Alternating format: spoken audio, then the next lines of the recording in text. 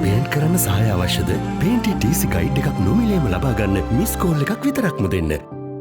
The Cabinet of Ministers yesterday gave approval to draft a new bill titled Elections Special Provisions Act, containing amendments made to several elections acts and ordinances. In December 2022, the Cabinet of Ministers gave the nod to amend the Parliamentary Elections Act No. 1 of 1981 in a bid to introduce necessary provisions to take legal actions against contesting political parties, independent groups, or candidates who violate the Code of Conduct. The Act will also be responsible for setting up special polling centres for recognised voters who are unable to arrive at their respective polling centres on the day of the election. The Cabinet also approved the amendment of the Local Authorities Elections Ordinance, the Parliamentary Elections Act, and the Provincial Councils Elections Act in order to introduce election guidelines for media institutions and the initiation of legal action in the event the guidelines are violated. With all of the above in mind, the government has decided to introduce a new draft bill which contains all the relevant amendments instead of revising each act and ordinance. Cabinet approval has been granted to publish the draft bill containing the amendments of the Acts of Parliamentary,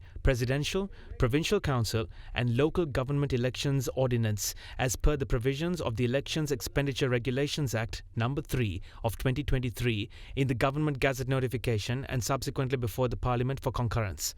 The Cabinet of Ministers also approved the resolution furnished by President Ranil Wickremesinghe to table the final Budget Situation Report of 2022 to the Parliament. In terms of the provisions of Section 13 of the Fiscal Management Responsibility Act No. 3 of 2003, the Minister in charge of the subject of finance may issue the final situation report on the budget prior to the exceeding of 5 months from the relevant financial year to the public and table the same before Parliament subsequently.